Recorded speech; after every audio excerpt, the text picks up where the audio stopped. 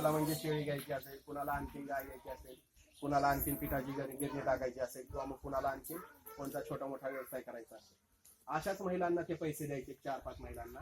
आणि त्या पैशातनं मिळालेल्या पैशातनं त्या महिलेचा उद्योग व्यवसाय चालू झाला पाहिजे.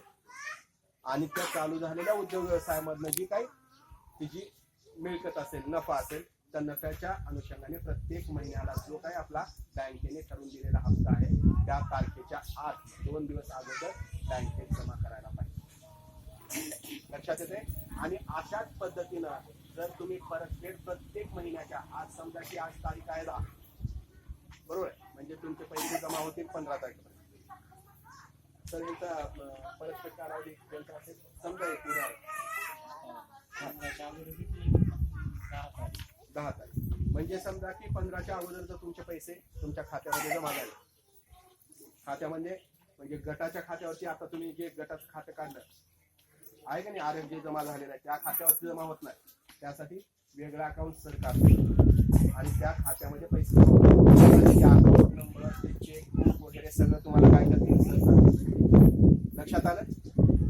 फक्त एवढं लक्षात ठेवा की जे काही हप्ता असेल, समजा सरांनी सांगितलं की 10 तारखेच्या आत तुम्हाला भरायचं, पण 10 तारखेची वाट बघणार नाही. 7-8 तारखेला तुम्हाला ते हप्ता परतफेड करावा, जे काय ठरवून दिलेलं आहे. आणि ह्यामध्ये जर तुम्ही सलग 6 महिने त्या तारखेच्या आत जर परतफेड केलेले असतील प्रत्येक हप्ता, तर प्रत्येक 6 महिन्याला जे काही तुम्ही व्याज भरलेलं असतं ना बँकेला, त्या व्याजाच्या 7% रक्कम जी आहे त्या गटाला परत मिळेल. लक्षात येते का. आणि जर एखाद्या महिन्यामध्ये सर सुद्धा तुम्ही एखादा दिवस उशीर केला किंवा एखादा रुपया कमी भरला, तर ते व्याज अनुदान जे आहे शासनाचं ते मिळणार नाही त्या गटाला.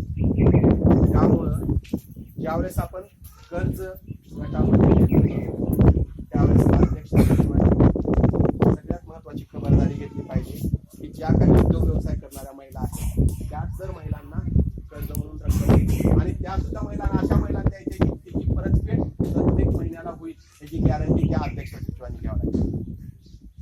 कारण की अध्यक्ष सचिव जबाबदार व्यक्ती म्हणून प्रत्येक वेळेस त्या ठिकाणी